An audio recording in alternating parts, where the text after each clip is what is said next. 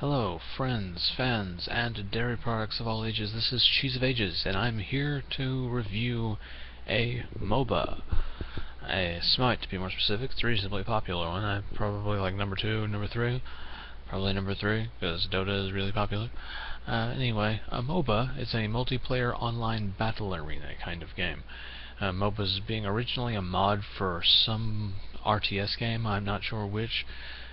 Using sort of an RTS style format where you click to move and you click on to activate abilities as well, and you try and capture control points that shoot at you by guiding your allied minions to the control point to pull the aggro for you so you can kill the point, while farming opposing minions and opposing champions to get the gold and experience necessary to level up and equip yourself.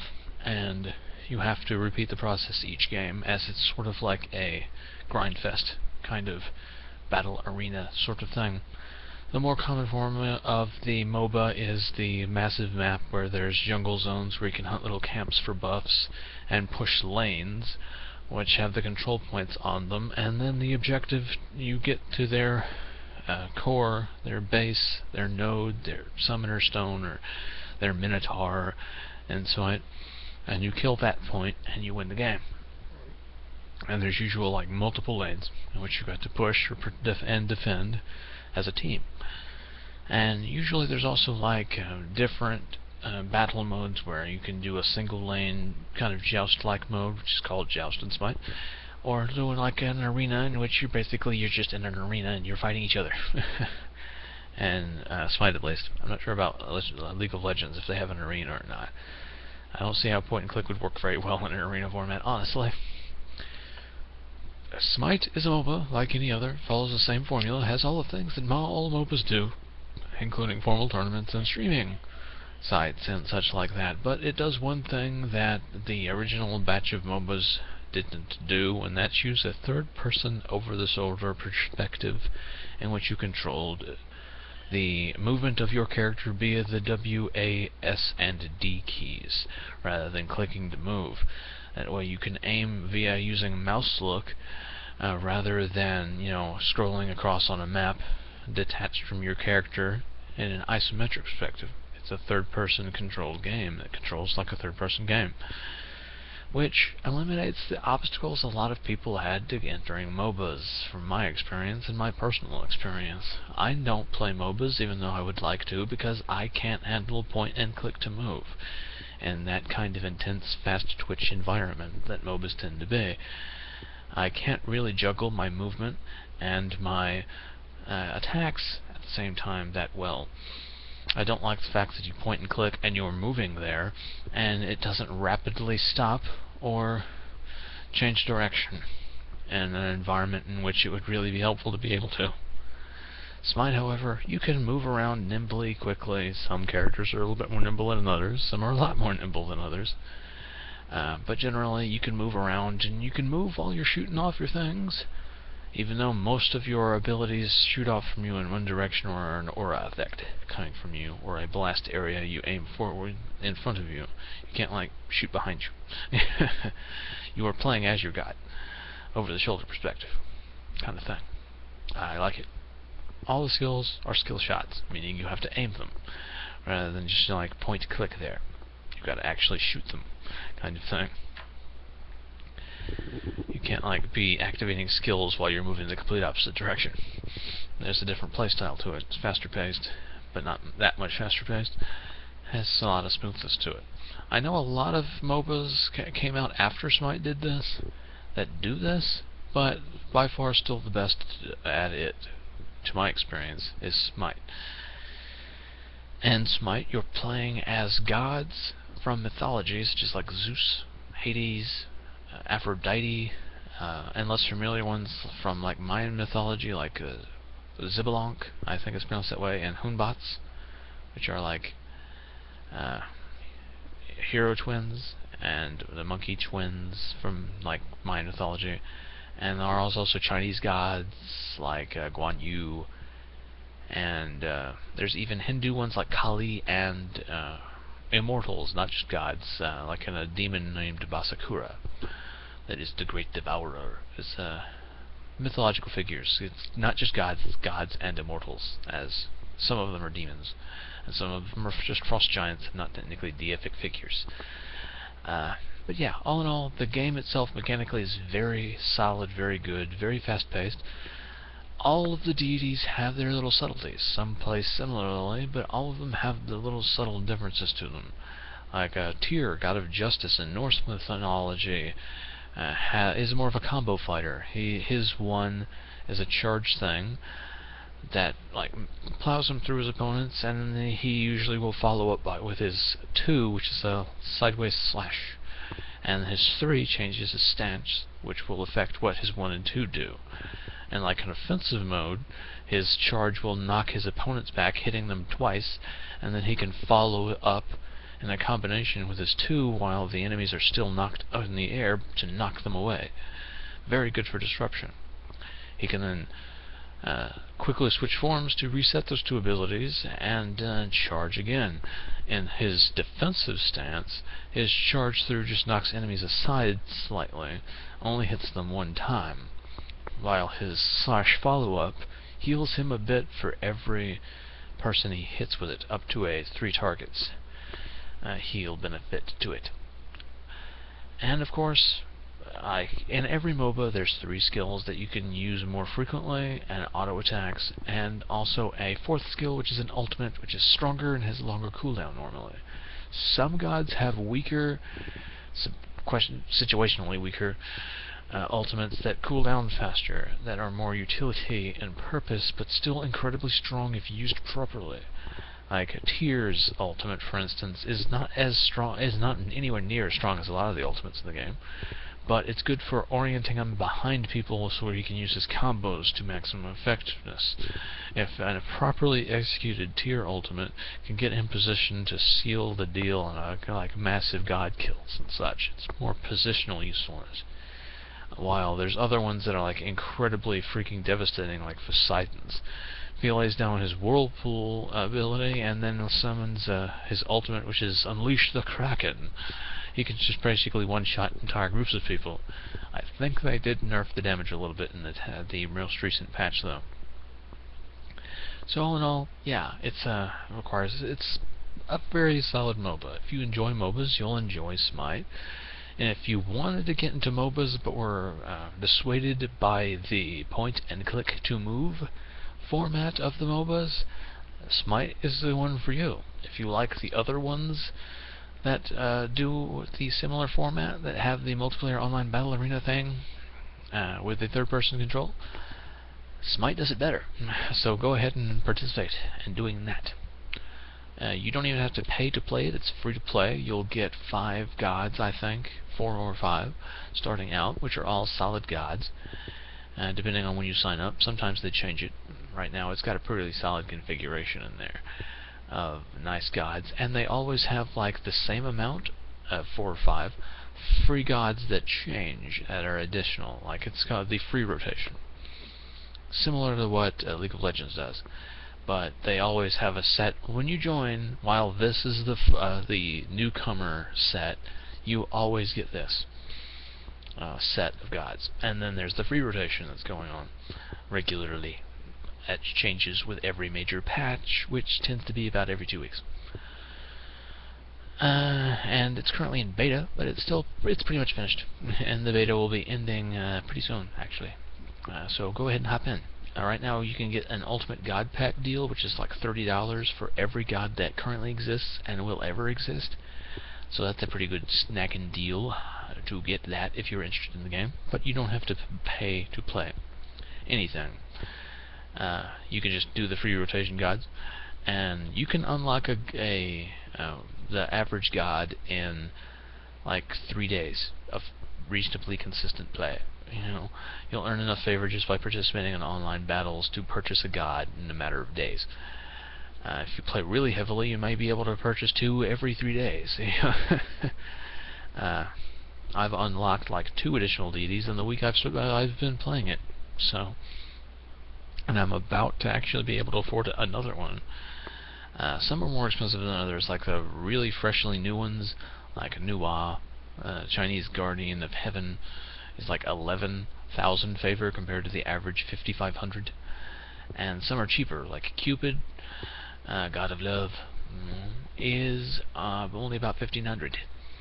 And Hades, which is kind of a little bit high skill ceiling, is 3,500.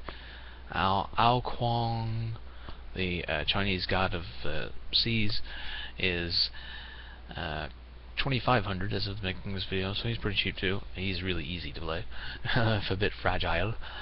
So yeah, it's worth getting into even if you don't intend on getting the Ultimate God Pack while it's available. I'd advise you try it out, and if you like it, go ahead and invest in the Ultimate God Pack just so you can play every god. They've got multiple different styles: supporty guys, tanky guys, support tanky guys, backstabbing assassins, stealth rogues, you know, people that just leap into combat and buzzsaw people to death, crowd control dudes. Basically everything you could possibly want. Gods of death that like jump up into the air and crash down upon you, ending your life if you're below a certain amount of health. There's even Mighty Thor, which like does the hammer swinging thing common in the current depictions of Thor from the comics and such. To like swing the hammer in a propeller-like fashion to fling himself in the air and then come crashing down. Really interesting. However, there is one thing that I can criticize Smite for, and it's not actually a critique to the game itself. The community for this game, I haven't played a lot of MOBAs in depth to know about the community and of them in general, but I hear that Smite has one of the worst MOBA communities, and while the vast majority of the time you will run into good people playing the game, 1 out of every 3 matches you'll run into a complete asshole. And the current like non-ranked matchmaking system, inevitably you'll run into completely incompetent teams, cause just how like random online groups work. Certain modes, I wouldn't recommend you play with a random group at all. There's a mode called Domination. It's 3 control points, very common in online PvP for like MMOs. 3 control points. In Smite, it works thusly. There's 3 control points. Each has a Sand Guardian on there. It's the genie-looking little dude that will shoot at you. He's kind of fragile, honestly. So, yeah, it's like assaulting a tower in the regular game. You gotta get minions up in there to pull the aggro off the guy, and then you gotta attack it while dealing with the other gods trying to do this to keep you off of it. And at the beginning of the game, everybody's rushing to these trying to take it because it's not allied to anybody. You kill the Sand Guardian, and if there's no opposing god in the circle of the control point, you immediately take it. Like that. Immediately. The Sand Guardian will pop right back up allied to you. There's a problem with this that causes it to propagate a hostile environment, as lack of communication breaks down team play and just destroys everything. And it requires a lot of teamwork, because if that Sand Guardian is destroyed, it doesn't regenerate. If that Sand Guardian is taken down, the instant there's an enemy in that circle and you are taken out of it for whatever reason, it's on your opposing team. It takes it. That Sand Guardian will immediately respawn right out of the bat. Immediately at full health, requiring you to start the retaking process all over again. And unless you have a lot of people there with you, you will be unable to take it back quickly. And people will rage, and no matter what the situation is, if you lose a point. And if the team's not supporting you, you won't be able to hold points. I had a particularly nasty domination match earlier today. One of the things that prompted me to make this review today, I was going to review it eventually, but it prompted me to make this review today, to comment on how terrible the community can be sometimes in Smite. Although it's mostly okay. You'll just run into, like, 1 in another 3 times, you'll run into a complete and utter asshole or a terrible team. I was queuing. I queued up. I entered there. I loaded first. I locked in my guy, Basakura. He's a fragile guy. His job is to jump people and kill them. Just, sneak up behind them and whittle them down. Ganking, basically. Assassination. He's an assassin. He's not meant to, sit on places with low mobility and hold points against multiple assailants. So I lock in first. Assuming the rest of my teammates will have some common sense and select a well-rounded team. Nobody picks a tank in a mode all about defending points. I can understand wanting... I picked an assassin. I can understand wanting to play attacking. But if there was no one else currently queued up for tanking, pick something with at least some amount of sustainability. No sustainability. And then there's an aspect of Smite called hidden elo, which is basically elo being a measure of how your skill level is, how well you do in matches, generally speaking. And it's generally for casual, random matches, not visible, but you can tell how you score compared to your teammates based on where you are positioned on the list in the God Select. I was number 2, and I'm almost a complete freaking noob. So I had a bad feeling going in, especially considering we had no defensive guys. Now, we go into the match. Match starts. Everything starts going okay. But then, nobody will listen to the guy trying to tell people to hold points. Even when we have 2 points, people will go off leaving people alone on a point to go take another point. And nobody stays 2 men to a point. A 5-man team. I understand, if there's no pressure on 1 point, leave 1 man there. But don't leave 2 points with 1 man on it. That's silly. It's excusable if there's a tank, and the tank is the one doing it. But not only do they not have any tanks, they leave the 2 gods to hold points that rely entirely on mobility and not staying in one area to fight, and then commence yelling at them for not being able to hold a point against multiple assailants. I mean, if you expect me, who specializes in not being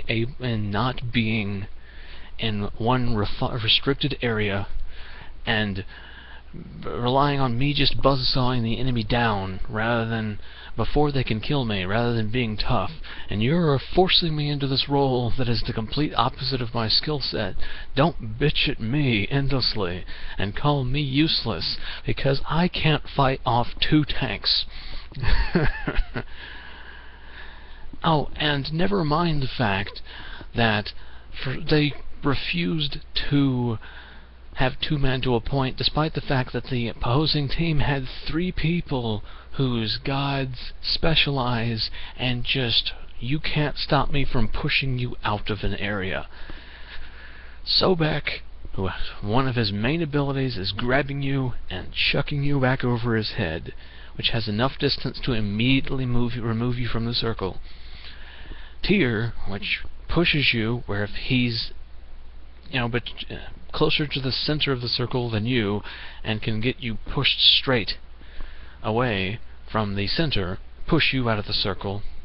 And Mercury, who can just zoom in from the edge of the circle, spin you around, and throw you out of the circle, even if the Sand Guardian is trying to protect you.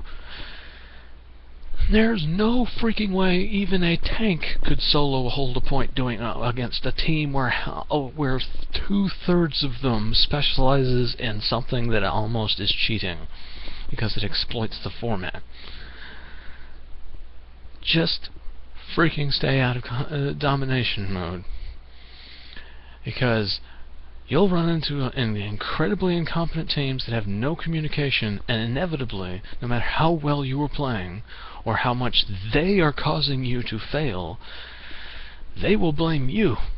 I would also advise you stay out of Conquest mode, which is the main MOBA form that, you know, you'll see most Smite videos taking place in, because it's kind of advanced.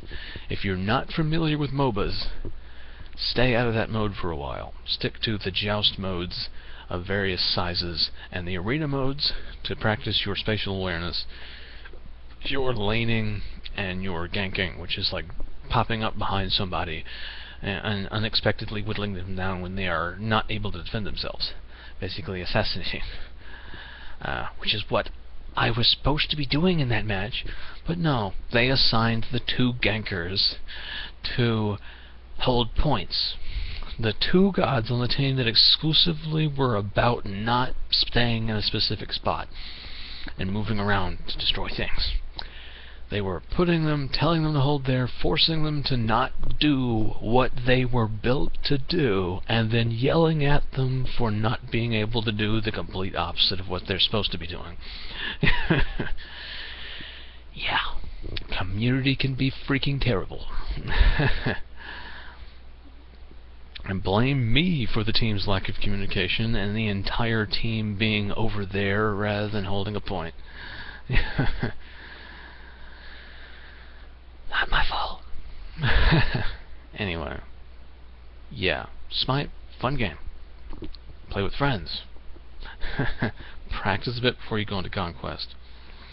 Because inevitably, no matter how well you play, if you go into Conquest and play well, or you are trying to play well, but your team is failing, and you're in domination mode, and your team has no coordination and is failing, and not letting you do what you're supposed to do, they will inevitably blame you for their ineptitude. Nobody wants to blame themselves. Or even, you know, I'm willing to admit that in that match, I could have been playing better. I, in that game, said that everyone on the team, including me, I specified including me, was sucking. I was willing to admit that I was doing badly, but that also the team was playing a factor. And I was not specifically accusing anybody. We weren't doing that well. Nobody was doing a good job. And that's the perspective I take. You know, maybe it's nobody's specific's fault that the game is going badly. It's just a lack of synchronization, or just, you know, a lack of communication is usually the main fault. You know, some person makes one mistake and just like feeds a little bit. You know, someone tries to do something and someone doesn't understand what they're trying to do. You know, lack of communication goes a long way to fucking up a team.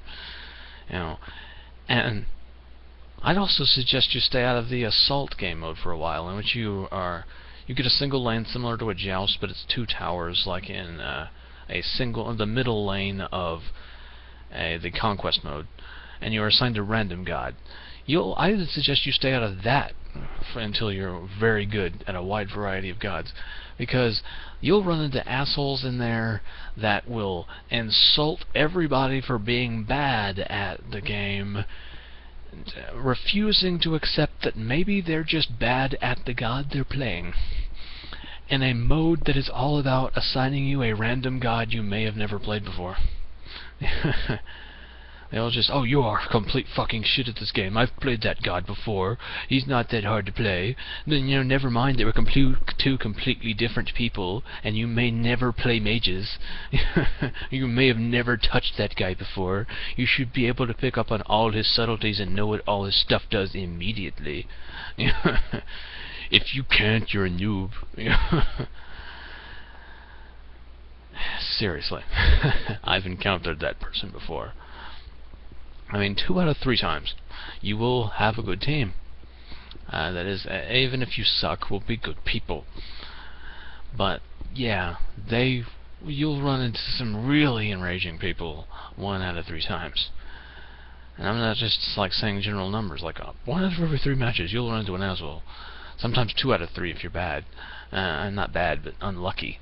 So yeah, matchmaking service can be a bit iffy. If you are on that God Select screen and you are like a noob and you are higher up on the list than anybody below you, you know you're gonna fuck up. Everybody's gonna fall and crumble. That's how I do. I've been playing for a week, and whenever I'm like not at least in the middle of the pack on that list, I know I'm not going to be able to do shit in that game because half the team will buckle. But when I'm low on the list, I know we're going to rock some socks because I will have enough competent players with me where I can do my thing. Yeah, so anyway, this is Cheese of Ages signing off.